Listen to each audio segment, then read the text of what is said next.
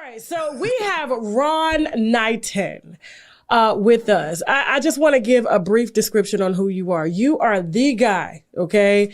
The videographer, the paid videographer that filmed that white girl leaving the room distraught with Blac Chyna. Okay. Now this story has gone international. Okay. Apparently China is under investigation concerning, some kidnapping that's been going on. And I have to say alleged because I was not there. However, you were. Okay. And so she has maintained her innocence through her lawyer. She has since dropped, a few projects to kind of get the, to kind of stir away from the conversation of her, kidnapping a white woman in California. And so, we didn't really see much on the video, but I did see you respond via your story saying that you wanted to address all things and, you know, pretty much bring on the smoke. Now, you told me that China's lawyers have asked you to take it down, and you're refusing to take it down because there is more to the story, and that's why you are here today. So thank you so much for trusting our platform. Nah, you're welcome. I appreciate you giving me a chance to tell my side of the story. And China's lawyers didn't ask me to do anything. It was people within China's camp calling me, coming at me. Really weird to me. It's like unusual to me for people to call you up. I don't even know you. You never met me. You don't know me. Why are you calling me, trying to tell me to take this down and recant my story or anything even to that nature when the video shows what happened? Like, I'm not out here putting out stories on people for nothing. I've been doing this for 10 years, interviewing celebrities, sitting down with celebrities, being in the same type of situations, after parties, hotel suites, even in, celebrities' homes, celebrities bigger than China, so this is something that I've been doing and this has never happened to me, ever. Okay. Now tell us, how did you meet Chyna? So I met Chyna in an elevator breezeway. After the show was over, I had done my job with the filming and getting the BTS, the behind the scenes. Everything was wonderful. Everything was great. And then as we were at the Sheraton down in Sacramento at the hotel, she was staying there and my buddy was staying there. I was making sure my buddy made it back to his room, him and his wife safely. He had a flat tire that night, so I gave him a ride back to the room, me and my friend that was with me. Her name's Jennifer. Okay. And that was the young lady that we saw crying in the video. Yes. After she ran out of Chyna's suite. Yes. Okay. Blac Chyna, to be specific. Angela White. Yes. So, okay. Go ahead. We ran into Blac Chyna in an elevator breezeway, like on the 17th floor. I don't know. We were going up to drop my friend off at his room, and we saw her, and she, ended up saying a few words to my buddy and his wife because coincidentally, earlier in the night, Chyna almost got into a fight with my buddy's wife. Oh. Yeah, like her security guards having to hold her back.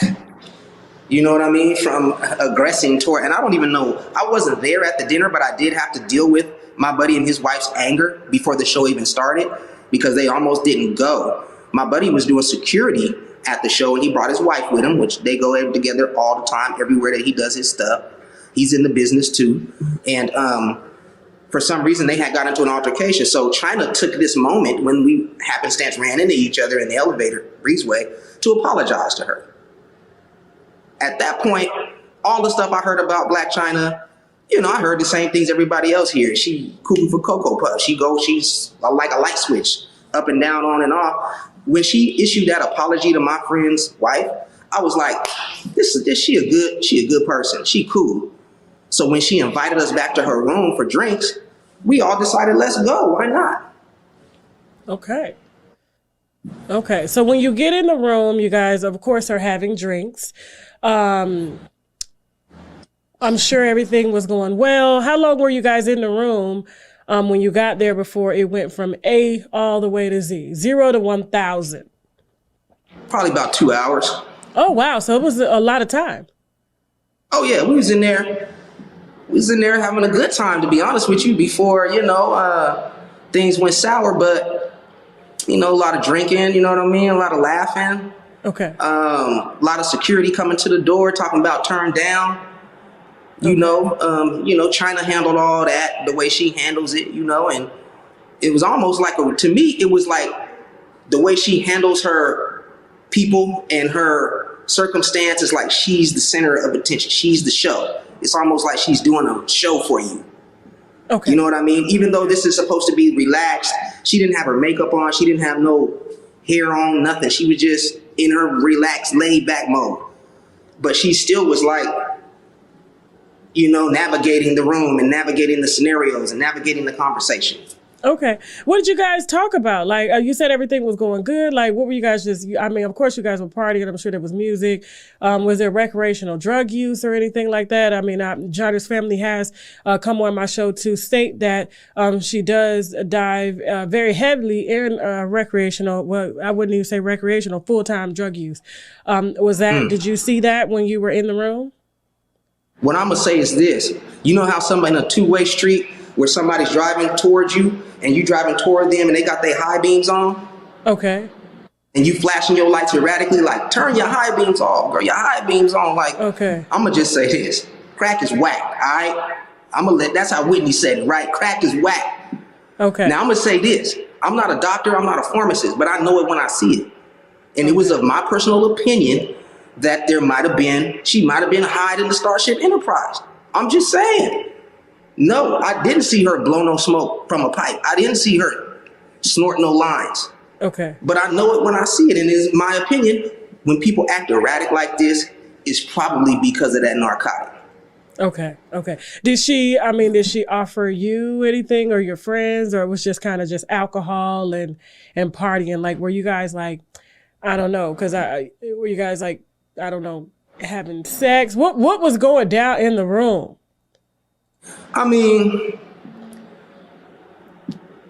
there was ideas thrown around, you know what I mean? We were just, basically having fun. These after parties is a lot of all of that for the most part, but did she offer me anything? No. Okay. Did I see her snort drugs or snort cocaine, all that? No, I didn't see it with my own eyes. I just felt like at the end of the day, the reason she would act like that, because that's involved. That was my opinion. So just looking at somebody.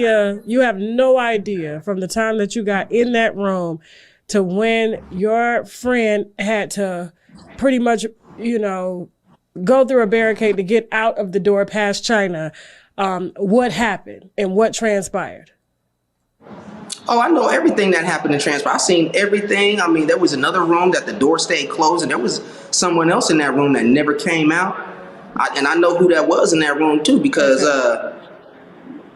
now very recently I'm having to deal with that person. Okay, so you know what I mean? Happened? And that person was in that room with the door closed. What caused the flip? So what caused the flip was my friend was interacting with Chyna.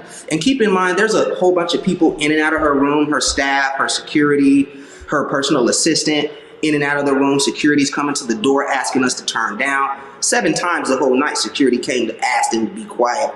This was prior to when we got there, but obviously it had been going on already.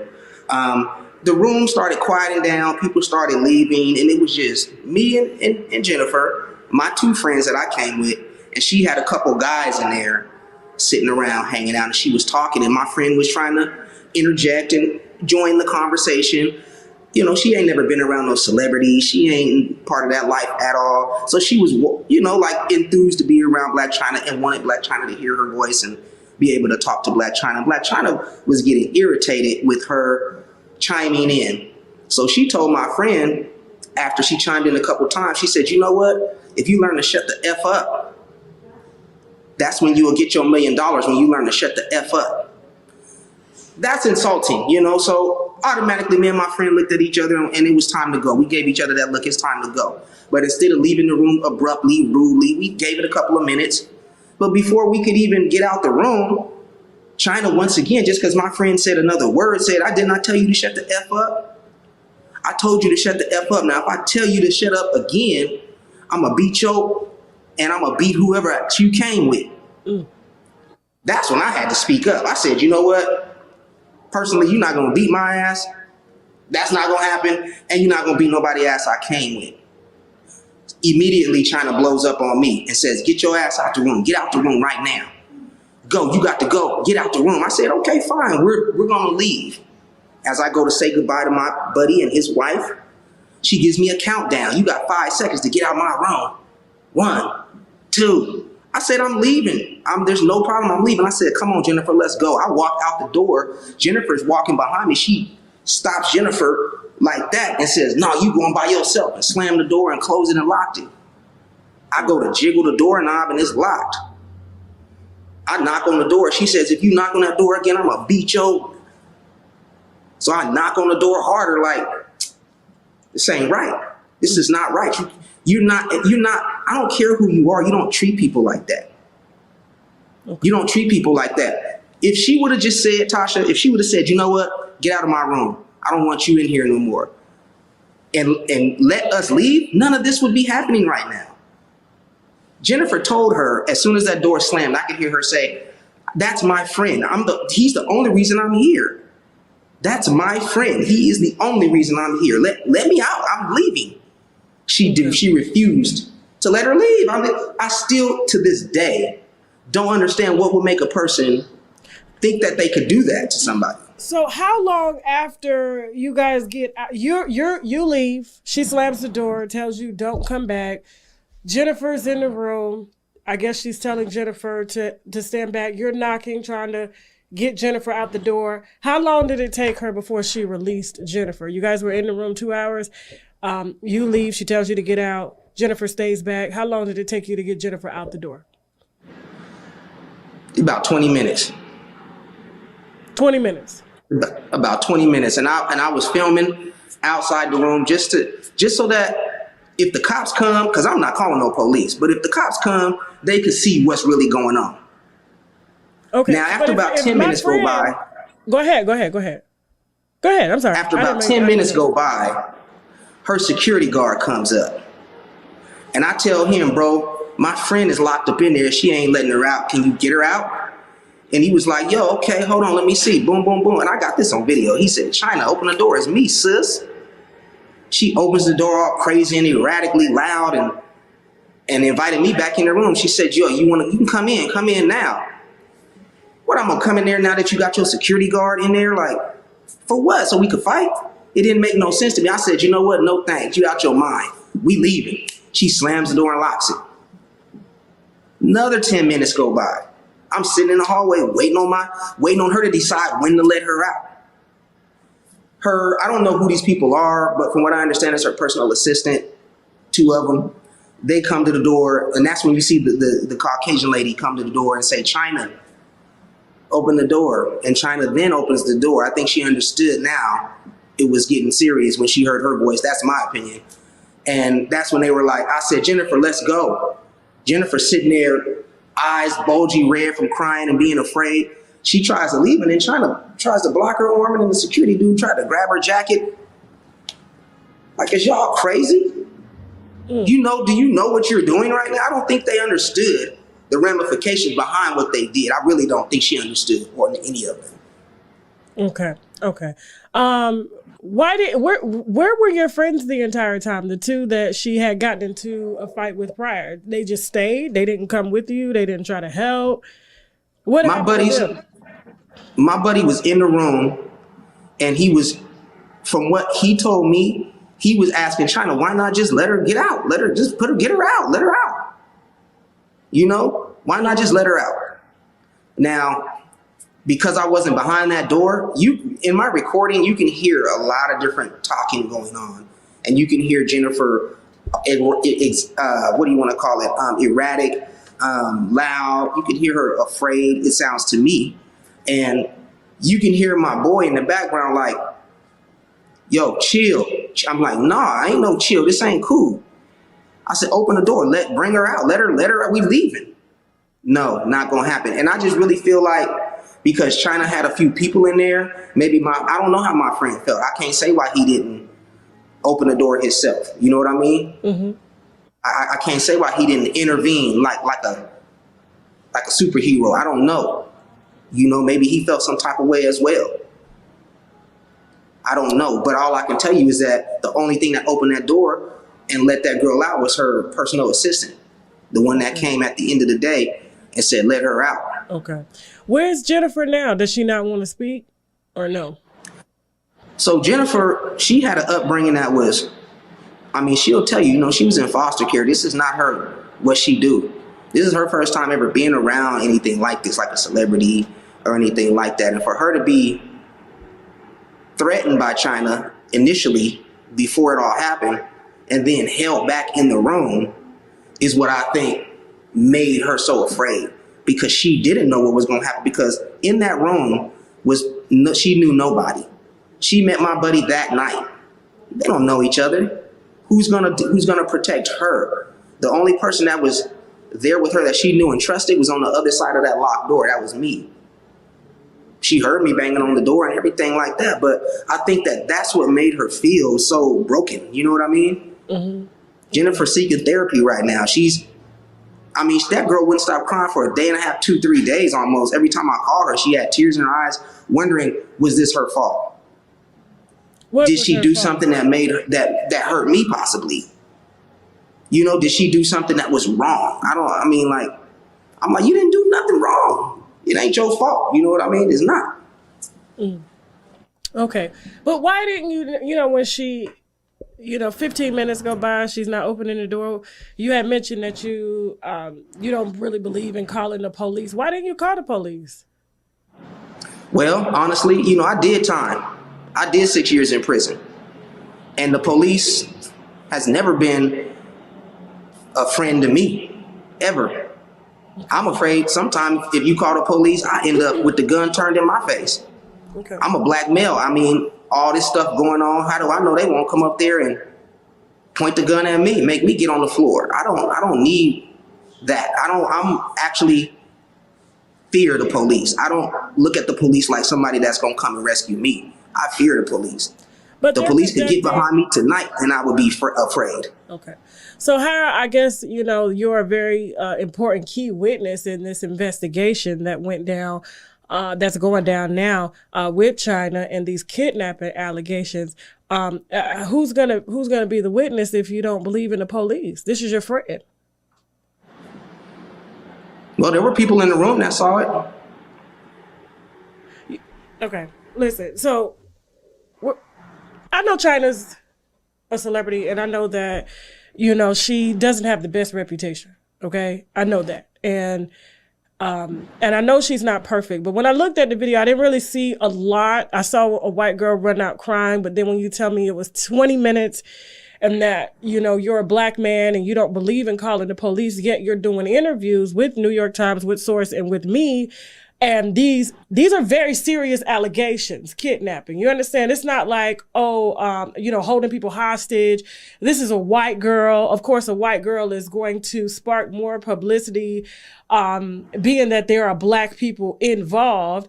And she could easily say, that there was a lot more going down in that room. I'm not here to judge Jennifer's character, but what I have a hard time with is that I don't believe from what you're saying and from what I saw on the video that this was an actual kidnapping, because if this was your true friend and that she's been through all of this terror, foster care and all of this, why are you doing videos but yet you won't talk to the police? Talking to me is kind of like talking to the feds.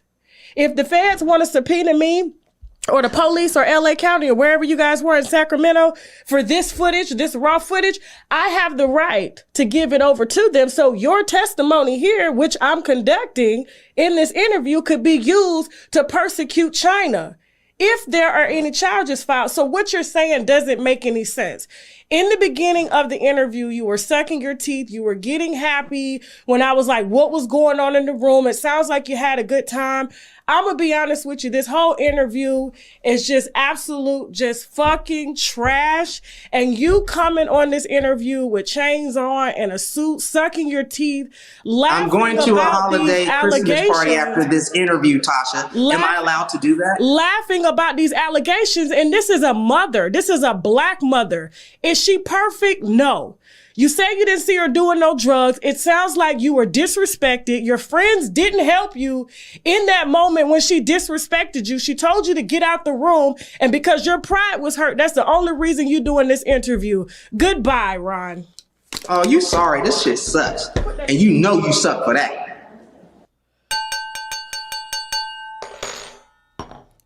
I'm done.